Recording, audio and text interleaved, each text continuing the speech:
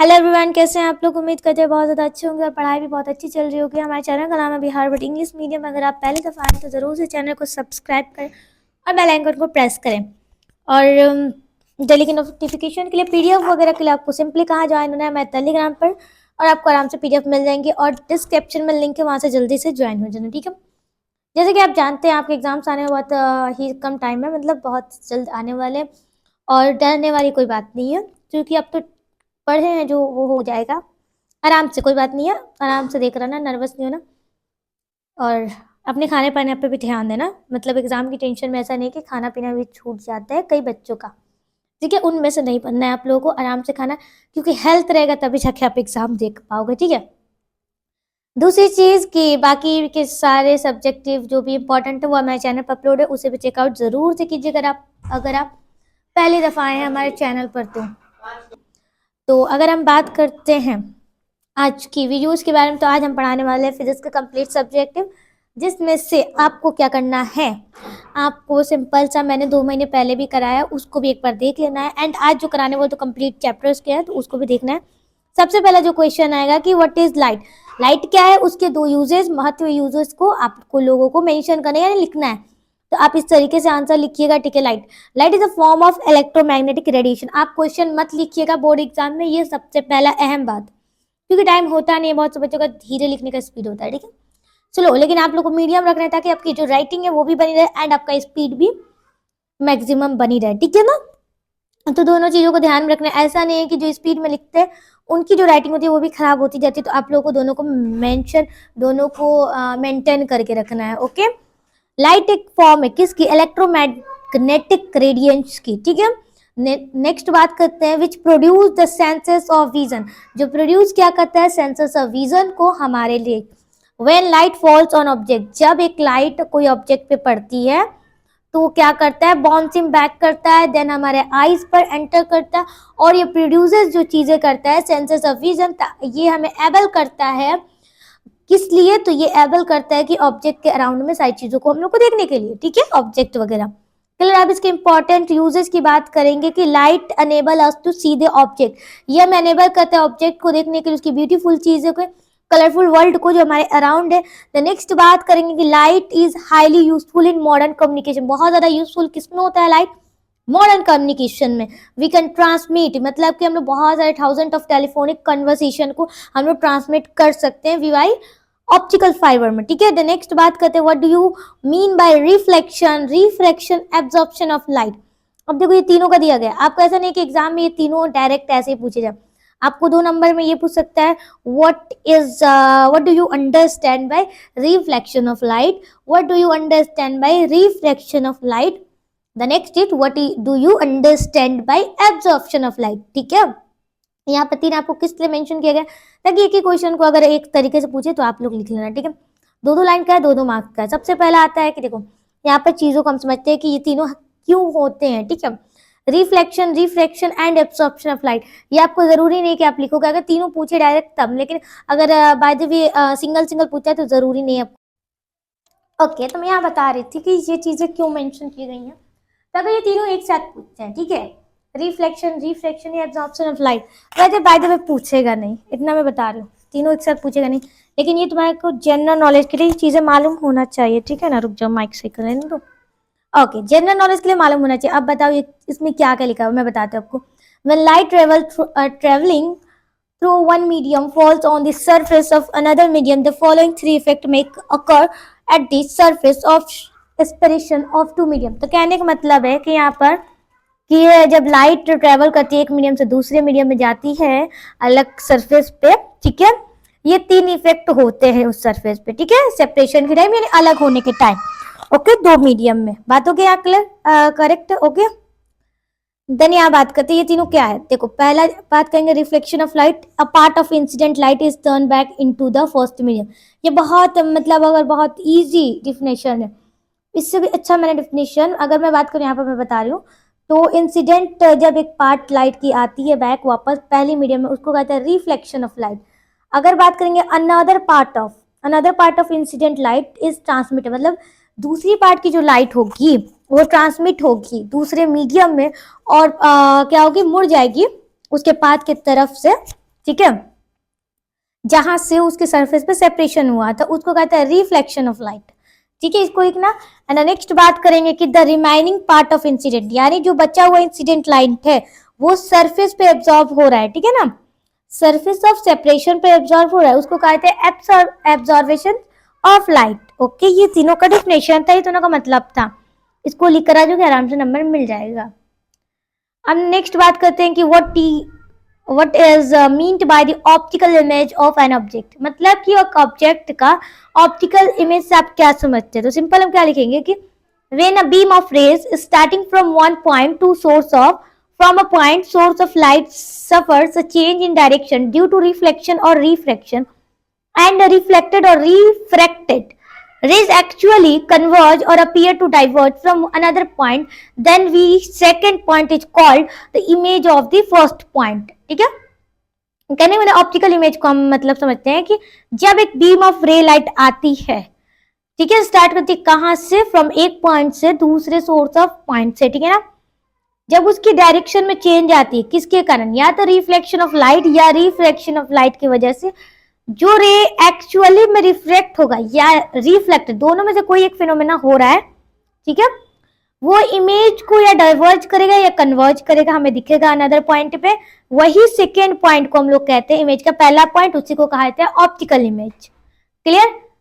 Okay, next बात करेंगे कि व्हाट इज मिरर। मिरर क्या है, mention the different types of mirror commonly used. कहने का मतलब कि मिरर क्या है, दो तरह का कॉमनली यूज किया जाता है मिरर के टाइप को, आपको यहाँ बताना है, मेंशन करना है। ठीक है, मिरर का एक highly polish surface which is smooth enough to reflect a good fraction of light incident on it is a called a mirror.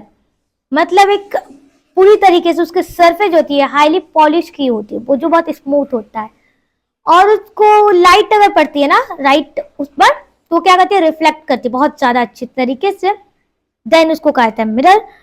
The mirror may be highly polished metal surface or an ordinary glass plate coated with a thin silver layer। कहना जो mirror है ना वो highly polished होंगे metal surface में, और ये एक ऑर्डिनरी ग्लास प्लेट में कोटेड होते हैं थिन सिल्वर लेयर में। नेक्स्ट यहाँ बात करते हैं कि with the help of a ray diagram state and explain the laws of reflection of light at a plane mirror, mark the angle of incident reflection clearly on the diagram.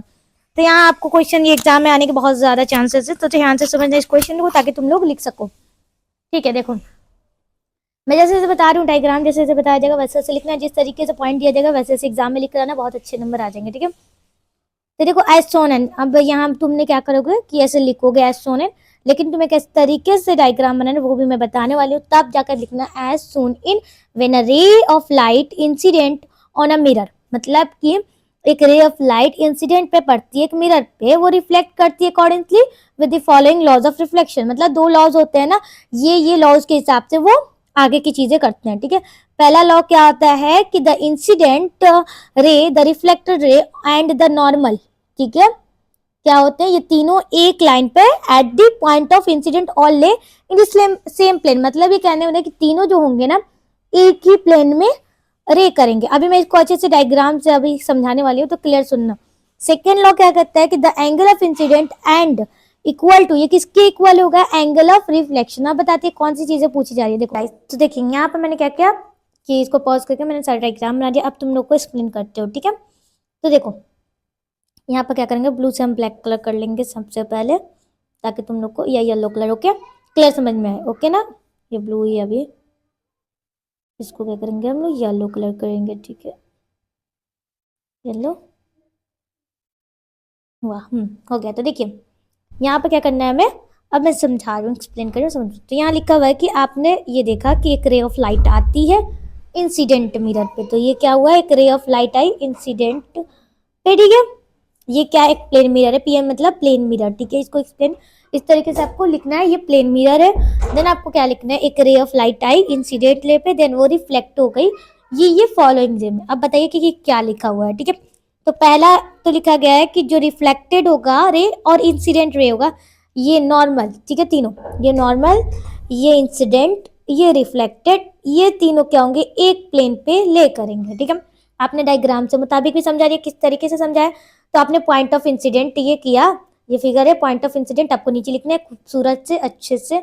Then ये plane mirror का incident line है, then इसको कर देना है, ठीक है। Eight same plane पर तीनों लाइन ले करती आती हैं। सेकेंड लॉ में कहा गया है कि एंगल ऑफ इंसिडेंट और एंगल ऑफ रिफ्लेक्शन ये क्या होते हैं, इक्वल होते हैं। तो एंगल ऑफ ये इंसिडेंट हुआ, एंगल ऑफ ये रिफ्लेक्शन हुआ, इस तरीके से एंगल भी डाल दीजिएगा। और ये भी हमारा प्रूफ हो गया कि ये दोनों इक्वल होंगे, यानी समझे। अब क्लियर हुआ। ये वाला इस तरीके से तुम लिख कर आना, नंबर बहुत अच्छे तरीके से मिलेगा, ठीक है ना। इतना समझा दिया मैंने। नेक्स्ट यहाँ बात करते हैं कि अब इसको रेड कर दिया जाए ना। ओके, हो गया। What is spherical mirror, what are two different types of spherical mirror, क्या है इनके दो डिफरेंट टाइप क्या क्या है। तो spherical mirror is a mirror, एक मिरर होता है जिसके रिफ्लेक्टिव पार्ट जो होते हैं होलो सरफेस होता है, ठीक है। होलो सरफेस का जो मिरर होगा उसे स्पेरिकल मिरर कहा जाता है। दो टाइप से होते हैं, कनकेव एक होता है कन्वेक्स, ठीक है। कनकेव मिरर की बात करेंगे, ये भी पूछा जाता है, तो इसको भी ध्यान में रखिएगा कि एक स्पेरिकल मिरर, देखिए डिफरेंस बिटवीन वाला जो क्वेश्चन होता है बॉक्स वाले, उस तरह के क्वेश्चन के लिए भी मैंने कनकेव मिरर और कन्वेक्स का बताया, तो उसको भी जाकर आप लोग जरूर से देखना। ये इस तरीके से अगर पूछेगा तो इस तरीके से लिख देना। एंड अगर डिफरेंस वाला पूछे तो मेरे पिछले वाले वीडियोस में फिजिक्स के चैप्टर 1 वाले में जाकर जरूर से देखना, ठीक है। यहाँ बात करते हैं कि कनकेव मिरर क्या है। तो एक स्पेरिकल मिरर जिसकी कनकेव होती है, इज अ कनकेव, जिसकी आउटर जो साइड होती है ना, आउटर सरफेस, वो क्या होती है, ब्लश जो होती है, आउटर ब्लश जो होती है, देन रिफ्लेक्ट करती है लाइट इनर होल सरफेस में, ठीक है, उसको कहा जाता है कनकेव। और उसकी आउटर वाली जो कलर होती है सिल्वर्ड होती है, it is silver. Then convex mirror की बात करेंगे तो ये भी सिल्वर होती है, ऑन द इनर होल इसकी सरफेस होती है। और जो रिफ्लेक्ट लाइट होता है कहाँ से होता है, आउटर बर्ड से। इसमें क्या होता है, आउटर बर्ड से, और इसमें होता है कनकेव मिरर में इनर होल सरफेस से लाइट एंटर करती है, बस ये समझ लेना।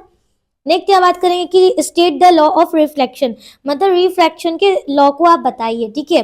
तो देखो लॉ ऑफ रिफ्लेक्शन की बात करेंगे तो रिफ्लेक्शन लॉ ये लिखता है कि पहला लॉ उसका माना है कि रिफ्रैक्शन इंसिडेंट और रिफ्रैक्टिव और नॉर्मल, ये अलग अलग पॉइंट पे अलग सेपरेशन हो जाएगा एक पॉइंट के आने का, पॉइंट ऑफ इंसिडेंट के बाद में। और ये तीनों क्या करेंगे, सेम प्लेन पर लाई करेंगे, ठीक है, जिसमें ऊपर वाला भी सेम था, ठीक है। The ratio of the sine of the angle of incident और sine angle of the refraction, ये क्या होते हैं, कांस्टेंट होते हैं। अब मैथमेटिकली बात करेंगे तो कांस्टेंट किस तरीके से, तो ये होता है स्नेल लॉ, ठीक है। यहाँ पर स्नेल लॉ साइन आई अपन में साइन आर, ये ऑब्जेक्टिव में भी पूछता है। वेट, ये ज्यादा बड़ा लिख दिया ना मैंने, साइन आई और साइन आर, ये क्या होता है, ये होता है स्नेल लॉ, ठीक है। इसका फॉर्मूला पूछता है ऑब्जेक्टिव में, तो ये देखो ये कांस्टेंट होता है, ये बताया। इसका रेशियो जो होता है n2 का, इसको कहा जाता है refractive index of the second medium with respect to the first medium का। जो सेकेंड लॉ ऑफ रिफ्रैक्शन है उसको स्नेल लॉ भी कहा जाता है, स्नेल लॉ ऑफ रिफ्रैक्शन, ठीक है। नेक्स्ट यहाँ बात करेंगे what is the physical significations of refractive का फिजिकल सिग्निफिकेशन क्या है। तो the refractive index of any medium gives the ratio of the speed of light in vacuum to the light in that medium. For example, the refractive index of water n equal to 1.33. This means that the ratio of the speed light in vacuum or air and the speed of light water in 1.2, ठीक है, 1.33। अब बताओ इसका मतलब क्या हुआ, मैं बताती हूँ। जो रिफ्रैक्टिव इंडेक्स होता है किसी भी मीडियम का, रेशियो होता है ना स्पीड का लाइट में और वैक्यूम का, उसे कहा था रिफ्रैक्टिव इंडेक्स। फॉर एग्जांपल अगर हम मान लेते हैं कि वाटर का रिफ्लेक्टिव इंडेक्स क्या होता है, 1.33 है, इसका मतलब क्या होगा, स्पीड ऑफ लाइट जो होगा वैक्यूम में वो उसका रेशियो होगा, and then speed of light in water अगर बात करें तो 1.33 हो जाएगा, ठीक है। इसी को कहा जाता है रिफ्रैक्टिव इंडेक्स। नेक्स्ट यहाँ बात करते हैं,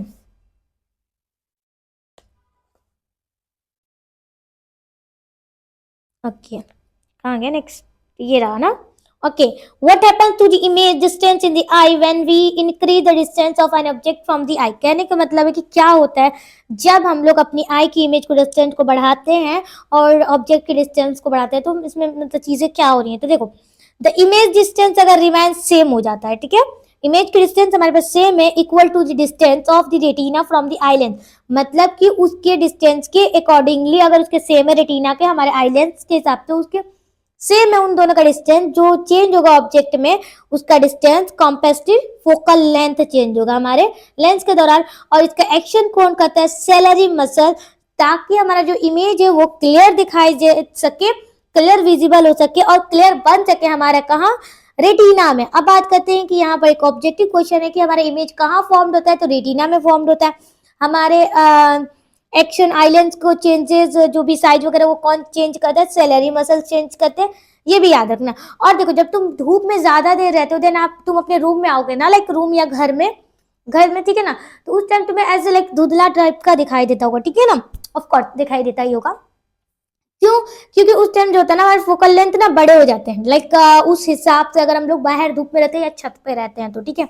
लेकिन जब हम लोग घर पे आते हैं या रूम में तो उस टाइम मतलब हमें फोकल लेंथ उस ऑब्जेक्ट उस सारे सिचुएशन के हिसाब से चेंज होने लगती है, सेट होने लगती है ना। 2 सेकेंड 15 सेकेंड के लिए हमें ऐसे लाइक धुंधला दिखाई देता है। अब बात करते हैं कि why does sun appear reddish early in the morning, मतलब सुबह सुबह सन हमें रेडिश क्यों दिखाई देता है। Earlier in the morning the sun is near the horizon, मतलब सबसे सवेरा सवेरा सुबह सुबह जो सन होता है होरिजन के सबसे करीब होता है।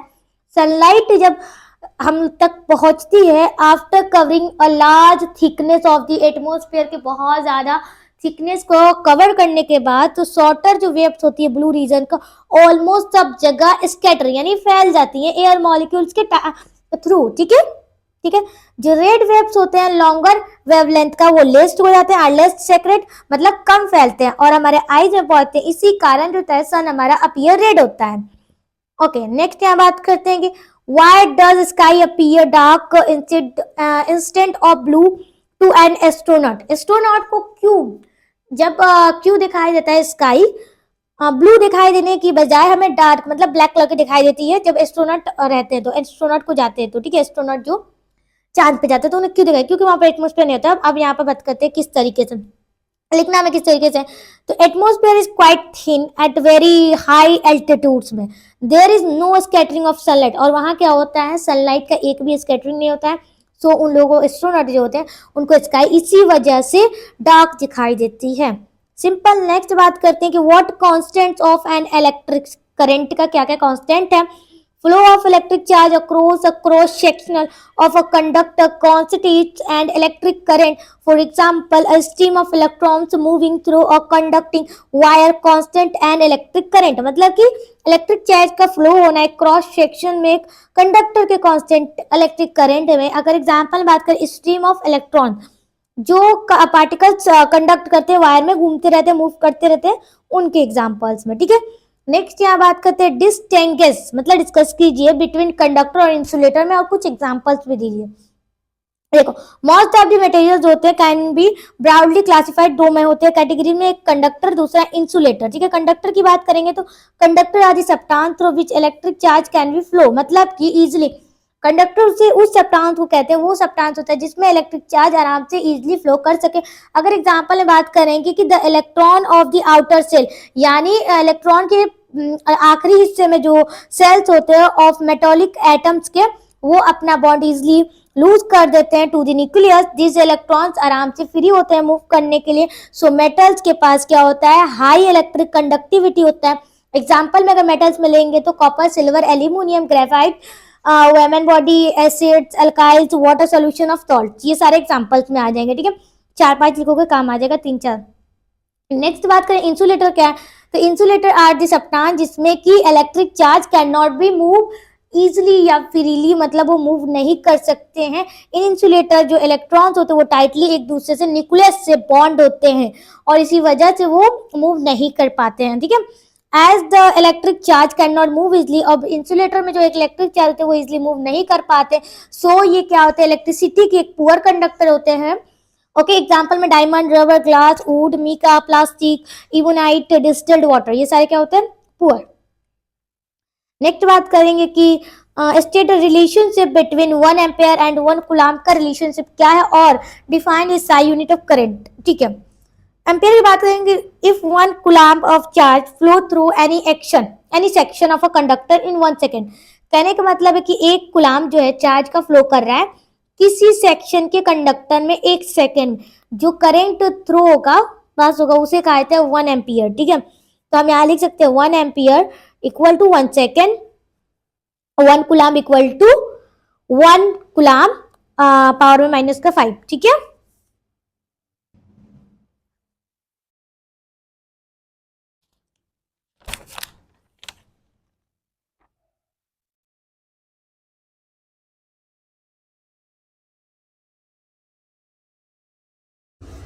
ओके तो यहाँ मैं बता दी 1 सेकेंड, यहाँ पर देखो 1 एम्पियर, एक सेकेंड, तो देखो अब यहाँ बात करते हैं 1 एम्पियर, यहाँ लिखने में मिस्टेक हुआ, 1 एम्पियर इक्वल टू 1 सेकेंड पर सेकेंड, ओके आ गया। अरे यार मैंने क्या कर दिया, 1 एम्पियर किसके इक्वल होता है, ठीक है, इसको सबको ये करो, इग्नोर करो, मैं यहाँ बताती हूँ। 1 एम्पियर किसके इक्वल होता है, 1 कूलाम पर सेकेंड, पर अपॉन में क्या होता है 1 सेकेंड, और ये किसके होता है इक्वल, ये होता है 1 एम्पियर की, ये मैंने बताया। देन बात करेंगे कि 1 एम्पियर किसके इक्वल होता है, तो इसी के इक्वल होता है 1 कूलाम पर सेकेंड। इसको इस तरीके से भी हम लिख सकते हैं, equal to 1 coulomb second minus का 1, ठीक है, पावर में। नेक्स्ट बात करेंगे, the smaller unit of current are milliampere, इसका स्मॉलर यूनिट क्या है, मिली एम्पियर और माइक्रो एम्पियर, ठीक है। नेक्स्ट यहाँ बात करेंगे कि 1 मिली एम्पियर कितने का होता है, 1 MA इक्वल टू 10 माइनस का पावर में 3 एम्पियर, ये सब ये पावर में है 10 6 का पावर, ओके समझ में। What does an electric current means, यानी इलेक्ट्रिक सर्किट का मतलब क्या होता है, ठीक है, करंट नहीं सर्किट का, एक कंटिन्यूअस और क्लोज्ड पाथ, मतलब एक साथ कंटिन्यूसली या क्लोज पाथ एक साथ जाते हैं, अलोंग करते हैं, जिसमें किसके साथ विच एन इलेक्ट्रिक करंट फ्लो करता है, उसे कहते हैं electric circuit. Defined unit of current, current के यूनिट को आप डिफाइन कीजिए कि if 1 coulomb of charge through any section, ये एक सेक्शन के हिसाब से अगर जाता है, कूलाम पास होता है, थ्रू करता है, ठीक है, देन वो करंट फ्लो होगा, उसे कहा जाता है 1 एम्पियर। ऊपर समझाएगा, calculate the number of electrons constantly 1 coulomb of charge में, कैलकुलेट कीजिए, ठीक है। चार्ज एक इलेक्ट्रॉन में कितने चार्ज होते हैं, 1.6 into 10 to power minus 19 coulomb, ये ठीक है, माइनस पावर में 19 कूलाम, ठीक है, 10 का पावर माइनस 19 कूलाम, ठीक है, ये लिखा हुआ है। टोटल चार्ज कितने, 1 कूलाम। नंबर ऑफ इलेक्ट्रॉन की बात करेंगे तो नंबर ऑफ इलेक्ट्रॉन में कितने होते हैं, 1 कूलाम अपॉन में 1.6 into 10 to power minus 19 coulomb, इसको हम लोग ये करेंगे तो कितना आएगा हमारे पास 6.25 इंटू 10 टू पावर 18 कूलाम, ठीक है, बस पॉजिटिव में ये हमारा वैल्यू आ गया। 1 कूलाम का टोटल नंबर में हम निकालेंगे तो, ठीक है, बहुत सिंपल सा था, बस वैल्यू याद करके रखना है, ठीक है। डिफाइन इलेक्ट्रिक फील्ड को आप डिफाइन कीजिए, तो इलेक्ट्रिक फील्ड एक रीजन अराउंड एक चार्ज बॉडी का, जिसमें कि वो इन्फ्लुएंस होता है एक्सपीरियंस से, with in which can it be attract करेगा या तो रिपेल करेगा बॉडी जो चार्ज होंगी दूसरे बॉडी से। इलेक्ट्रिक पोटेंशियल एनालिसिस क्या है, टेम्परेचर में, जस्ट एज हीट फ्लो करती है एक हायर टेम्परेचर से लोअर टेम्परेचर में, ये बहुत छोटा छोटा क्वेश्चन है। पॉजिटिव चार्ज फ्लो करते हैं एक हायर पोटेंशियल से लोअर पोटेंशियल में, देन उसको कहा जाता है। व्हाट इज एसआई यूनिट, क्या है इलेक्ट्रिक पोटेंशियल का, तो वोल्ट है, इसका सिंबल V होता है। इलेक्ट्रिक पोटेंशियल क्या होता है, 1 वोल्ट का, तो इलेक्ट्रिक पोटेंशियल एक पॉइंट में कहा जा सकता है 1 volt is 1 joule work done, ठीक है। इन ब्रिंगिंग एक पॉजिटिव चार्ज आता है जिसको 1 कूलाम इन्फिनिट तक दिया जाता है, ठीक है, तो 1 volt equal to 1 coulomb, simple. Is electric potential एक स्केलर क्वांटिटी है या वेक्टर क्वांटिटी है, तो yes electric potential is a scalar quantity, ठीक है, ये ऐसे लिख देना है, ये आएगा नहीं, ये ऑब्जेक्टिव में आता है तो इसमें बताया जा रहा है, बस इतना याद रखना। नेक्स्ट बात करते हैं यहाँ पर कि what is meant by potential difference between 2 points, के बीच में क्या क्या पोटेंशियल डिफरेंस है उनको बताइए, उनके पोटेंशियल डिफरेंस का एसआई यूनिट क्या होता है। तो the potential difference between 2 point में एक इलेक्ट्रिक फील्ड में क्या है, तो the amount of work done, मतलब कि वर्क डन का अमाउंट एक यूनिट लाता है, पॉजिटिव चार्ज हमारे पास यूनिट लाता है एक दूसरे पॉइंट को, उसको कहते हैं क्या कहते हैं, पोटेंशियल डिफरेंस। नेक्स्ट यहाँ बात करते हैं, ये कुछ एक्स्ट्रा लिखा हुआ था तो इसको छोड़ दो, ठीक है। अब बात करते हैं, सारे एक्स्ट्रा है इसको छोड़ दो। एसआई यूनिट की बात करें तो जूल अपॉन में कुलाम, ठीक है, जूल अपॉन में कुलाम की बात करेंगे, ये होता है एसआई यूनिट, या वोल्ट भी हम बोल सकते हैं, ठीक है, दोनों के बजाय वोल्ट, या दोनों में से ऑब्जेक्टिव में ये भी दे सकता है तो वोल्ट, या अब वोल्ट ज्यादातर दोनों होता है, ठीक है। Define SI unit of electric potential का एसआई यूनिट को डिफाइन कीजिए। The potential difference between 2 point से 1 वोल्ट आता है 1 जूल, काम और वर्क डन हो रहा है, ठीक है, एक पॉजिटिव चार्ज लाता है दूसरे पॉइंट तक, उसको कहते हैं, और इसकी जो एसआई यूनिट होती है ये पता है हमें, वोल्ट होती है, ठीक है, बस इतना लिखना है। State the relationship between 1 volt and 1 joule का रिलेशनशिप को बताइए, रिलेशनशिप क्या था। तो 1 वोल्ट इक्वल टू 1 गुलाम, या 1 वोल्ट इक्वल टू 1 C यानी 1 गुलाम, ठीक है, बस इतना होता है। नेक्स्ट बात करेंगे ओम्स लॉ क्या है, उसे मैथमेटिकल भी एक्सपीरियंस कीजिए, मतलब लिखिए, एक्सपेयर कीजिए, ठीक है। Ohm's law, this law state the current, मतलब करंट, आई मतलब करंट, फॉलोइंग थ्रू एक कंडक्टर के थ्रू जो करंट फ्लो हो रहा है directly proportional to the potential difference, जो कि हमारे एंड में अप्लाई होता है, provided the temperature and other physical condition remain unchanged, मतलब उसकी फिजिकल कंडीशन जो भी होगी वो चेंज नहीं होगी। मैथमेटिकल अगर हम बात करेंगे तो V इक्वल टू आई और V इक्वल टू RI, ठीक है, प्रोफेशनल। ओके, यहाँ बन नहीं रहा मेरे से, रुक जाओ, ऐसे बनता है, ठीक है, समझ जाना, ठीक है। करंट के प्रोपोर्शनल होता है, कांस्टेंट रहता है, क्या आर रहता है, इसी को कहा जाता है आर, मतलब क्या होता है, रेसिस्टेंस होता है, ठीक है। अब आगे क्वेश्चन आ गया कि what is meant by resistance of a conductor, के रेसिस्टेंस का मतलब आप क्या समझते हैं। The resistance of a conductor, resistance एक कंडक्टर का, इसकी प्रॉपर्टी क्या होती है, तो बाय वर्चुअल ऑफ जिसके अपोजिट में करंट फ्लो होता है through, it is equal ratio होता है इसका पोटेंशियल डिफरेंस का, अप्लाई होता है कंडक्टर टू दी करंट जो फ्लो करता है किसके थ्रू, पोटेंशियल डिफरेंस के थ्रू, उसको कहते हैं रेसिस्टेंस। पोटेंशियल डिफरेंस का इसका जो बात करेंगे रेसिस्टेंस का फॉर्मूला, तो पोटेंशियल डिफरेंस अपन में करंट, या इसको ऐसे लिख सकते हैं आर रेसिस्टेंस का सिंबल और V equal to I potential difference का SI यूनिट, ठीक है, इस तरीके से लिखना, इस तरीके से एग्जाम में आता है, ये दोनों लिखकर उसके बाद से इसको शॉर्ट फॉर्म में लिख देना। डिफाइंड रेसिस्टेंस ऑफ 1D का रेसिस्टेंस को आपको डिफाइन करते हैं, SI यूनिट ऑफ रेसिस्टेंस इसका क्या होता है, ओम्स होता है। The resistance of a conductor is said to be, एक कंडक्टर के रेसिस्टेंस को हम लोग कहते हैं 1 ओम, ठीक है। ओम्स इफ अ करंट, अगर एक करंट फ्लो होती है 1 एम्पियर में फ्लो करती है, तो थ्रो इट एक उस पर क्या होगा, पोटेंशियल डिफरेंस अप्लाई होता है, तो 1 वोल्ट हमारा एंड होता है, इट्स एंड, ठीक है। देन यहाँ बात करते हैं एम्पियर, देखो यहाँ पर टेम्पियर लिखा है, तो ampere 1 M equal two ampere, ampere का होता है 12, ये क्या लिखा, ये गलत लिखा है, ठीक है। Name the physical quantity whose unit is volt upon में एम्पियर, ठीक है, उस फिजिकल क्वांटिटी का नाम लिखे जिसका यूनिट वोल्ट एम्पियर होता है, तो उसका रेसिस्टेंस होता है, ये ऑब्जेक्टिव का क्वेश्चन है। नेक्स्ट बात करेंगे कि what is difference between resistance and resistor में क्या डिफरेंस उसको बताइए। The property by virtue of which material opposes the flow of current is called resistance, और जो बात करेंगे कि any material which has some resistance is called resistor, मतलब कि कुछ रेसिस्टेंस होंगे उसको रेसिस्टर कहा जाता है, लेकिन उस प्रॉपर्टी को, उस चीज में जिसमें एक प्रॉपर्टी पाई जाती है वर्चू ऑफ, जिसका मटेरियल अपोज करता है करंट को, उल्टे में अपोज करता है, फ्लो कर रहा है करंट को, उसको कहता है रेसिस्टेंस। नेक्स्ट यहाँ बात करेंगे what is function of rheostat in an electric circuit में क्या है रियोस्ट, तो ये क्या करता है कि करंट के चेंजेस को करता है, एक सर्किट में अगर करंट हो रहा है उसके चेंजेस को करेगा due to the changes in its resistance, उसके खुद के रेसिस्टेंस में जो चेंजेस होते हैं उसको कहते हैं कि रियोस्टेट, ठीक है, उनके फंक्शन है। देन बात करेंगे कि what is resistance of an air gap में क्या रेसिस्टेंस होता है, तो इन्फिनिट गैप होता है। क्लोज्ड प्लग की में कैसा रेसिस्टेंस होता है, तो ऑलमोस्ट जीरो होता है। Why is ammeter connected in series, in a circuit में क्यू एमीमीटर को सीरीज में कनेक्ट किया जाता है, तो an ampere sorry an ammeter is low resistance device, एक एमीमीटर क्या है, एक लो रेसिस्टेंस डिवाइस है जो कनेक्ट होता है सीरीज में एक सर्किट में, जिसका टोटल रेसिस्टेंस होता है सर्किट का of the circuit does not increase, उसका टोटल रेसिस्टेंस क्या होता है, बढ़ता नहीं है। एप्लीकेबल हम यह कह सकते हैं कि जो करंट होता है एक सर्किट में अनइफेक्टेड होता है, ठीक है, सेम रहता है। Why is voltmeter connected in parallel, क्यों एक वोल्ट मीटर को पैरेलल में कनेक्ट किया था अक्रॉस अ सर्किट लिमिट के साथ।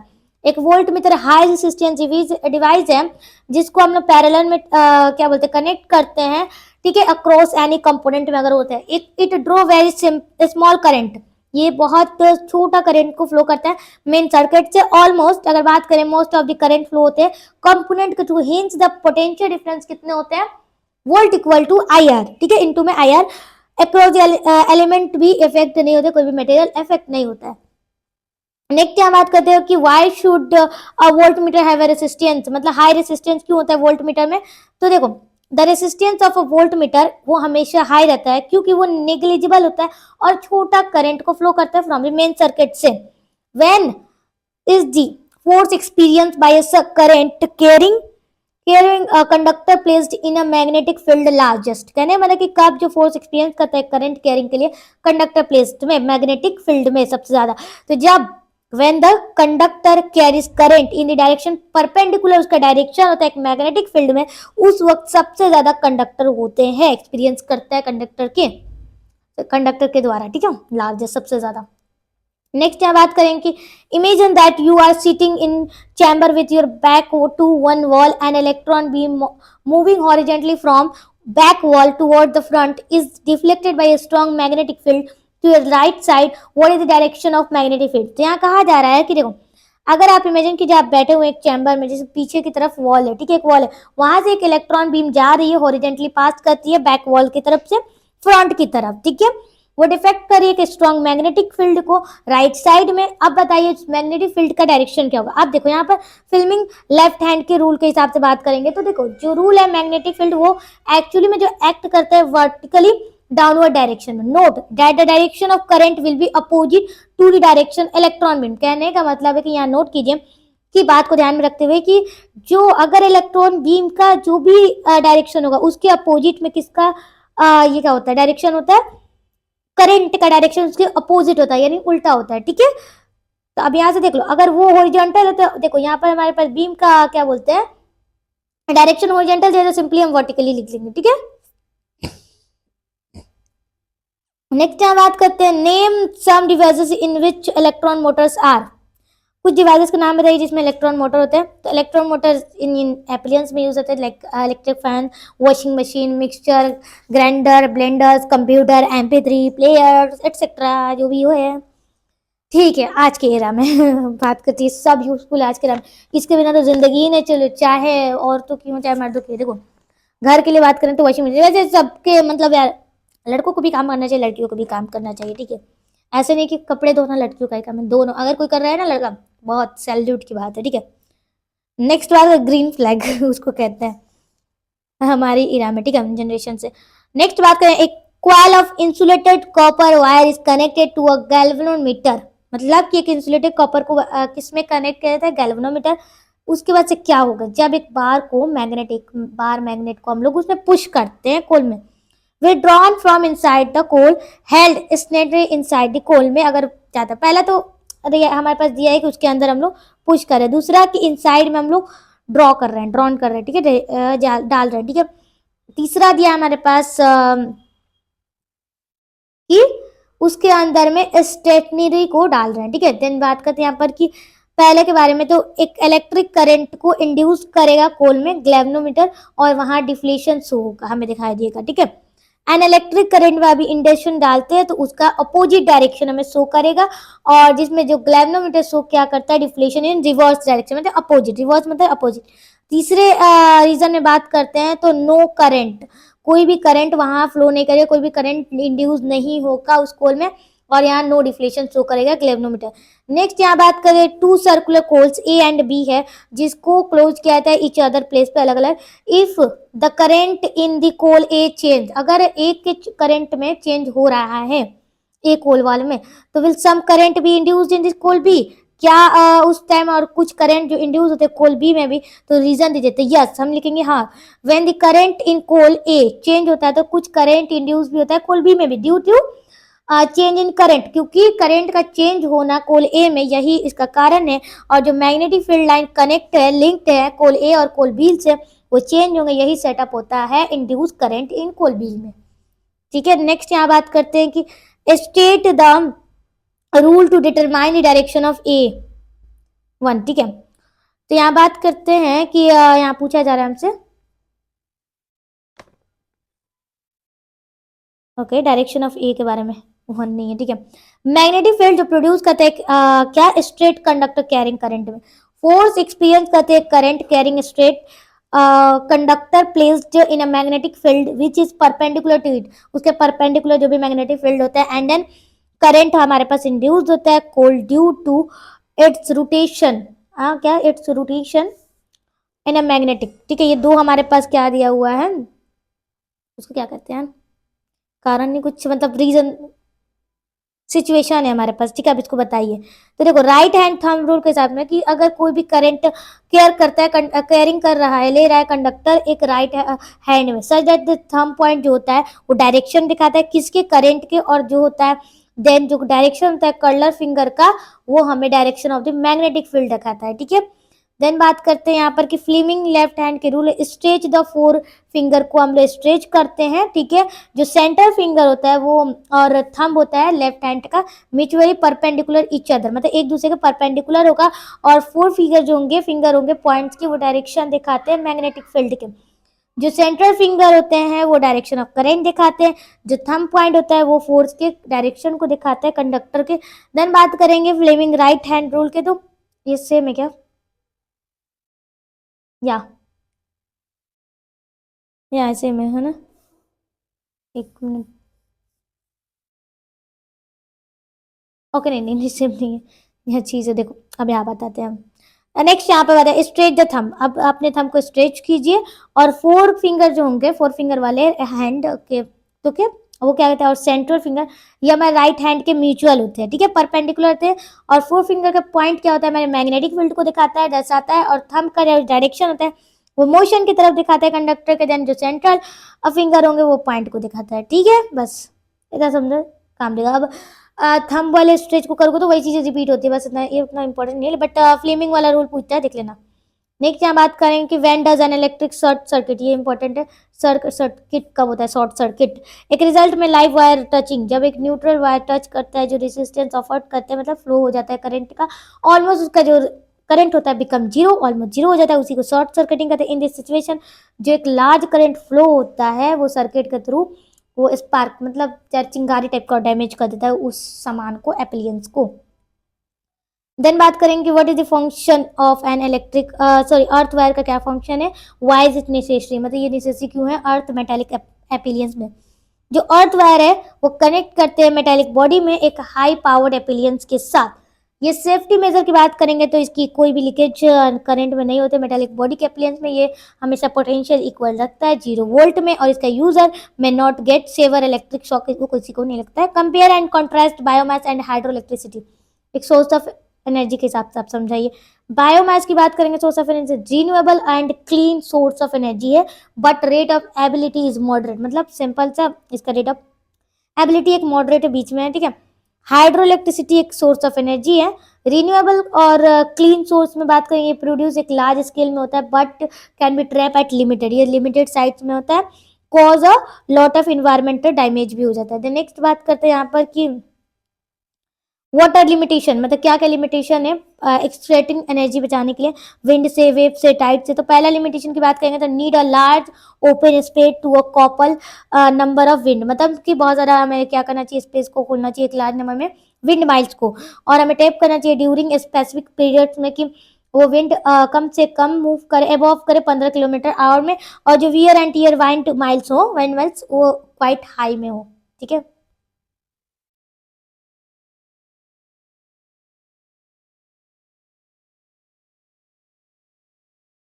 ओके नेक्स्ट यहाँ बात करते हैं लिमिटेशन ऑफ वेव एनर्जी की बात करते हैं। वेव एनर्जी एक विएबल प्रोपोजिशन है ओनली व्हेन, कब और कहाँ, तो जो वेव्स स्ट्रांग होते हैं, दिस हैज कॉन्सेंट्रेटेड टाइम और लोकेशन देखते हैं। नेक्स्ट यहाँ बात करें लिमिटेशन ऑफ टाइडल, तो जो टाइड एनर्जी होंगे वो लिमिटेशन होते हैं एक हाइट ऑफ टाइड्स में और लोकेशन वेयर, जहाँ कुछ डैम्स वगैरह बनते हैं और ह्यूज अमाउंट ऑफ स्लाइट होता है, ठीक है, बेसन्स वगैरह में। देन नेक्स्ट बात करें on what basis would you classify energy source of renewable, किसके किसके बेसिस पे, तो रिन्यूएबल सोर्स की बात करेंगे तो ये can be harness into energy so long as the present solar system inject कर रहे हैं। द एनर्जी जो ड्राइव होगा फ्लोइंग वाटर, विंड, टाइड्स, ये सारे रिन्यूएबल होता है। नॉन एनर्जी जो बहुत सालों बाद बनाई जाती है एक स्पेशल कंडीशन से, वंस कंज्यूमर अगर इसको खत्म एक टाइम तक लिए खत्म है तो खत्म हो जाता है, तो ये बहुत टाइम लग जाता है बनने में। Fossil fuel, petroleum, natural gas, ये सारे। नेक्स्ट ये बात करें कि वाटर क्वालिटी, क्या क्या क्वालिटी एक आइडियल सोर्स ऑफ एनर्जी, तो देखो आइडियल सोर्स ऑफ एनर्जी के लिए सबसे पहले तो उसका अमाउंट नीट एनर्जी का अच्छा होना चाहिए, एडुकेटेड होना चाहिए, मोस्ट भी कन्वेंटेंट, मतलब उसका यूज कन्वेंटेड होना चाहिए एक एनर्जी के रूप में। देन बात करें मोस्ट भी इजी और स्टोर और इजी होना चाहिए स्टोर और ट्रांसपोर्ट करने के लिए। नेक्स्ट यहाँ बात करेंगे कि व्हाट आर द एडवांटेज और डिसएडवांटेज क्या है सोलर कुकर का, और इसे कहाँ यूज़ किया जाता है, लिमिटेड यूटिलिटी में। एडवांटेज क्या है कि ये हमें प्रोवाइड क्या करता है, कोस्ट फ्री, पॉपुलेशन फ्री और हीटिंग डिवाइस है, ठीक है, ये एडवांटेज है। डिसएडवांटेज जो एफिशिएंस होता है एक सोलर कुकर का, ये लो होता है, ये 2 से 3 घंटे ले लेता है टेम्परेचर को लेने में 100 डिग्री सेल्सियस से, अगर 140 डिग्री सेल्सियस की बात करते हैं संडे डे में, देन धूपी डे में, सनी डे में solar cooker do not work on cloud day में, ये वर्क नहीं करता है, ठीक है। तो मिलते हैं नेक्स्ट वीडियो में, आई थिंक खत्म है, अरे यार वेट, ओके, तो खत्म है, तब तक के लिए मिलते हैं नेक्स्ट वीडियो में, तब तक के लिए चैनल को ज़रूर से सब्सक्राइब कर ले, बेल आइकन को प्रेस कर ले, आपको इसका जो पीडीएफ है वो आपका हमारे टेलीग्राम पर मिल जाएगा, BEM, okay, Bihar board English medium, तो ज़रूर से सब्सक्राइब कर ले और तब तक के लिए अपना ख्याल रखें।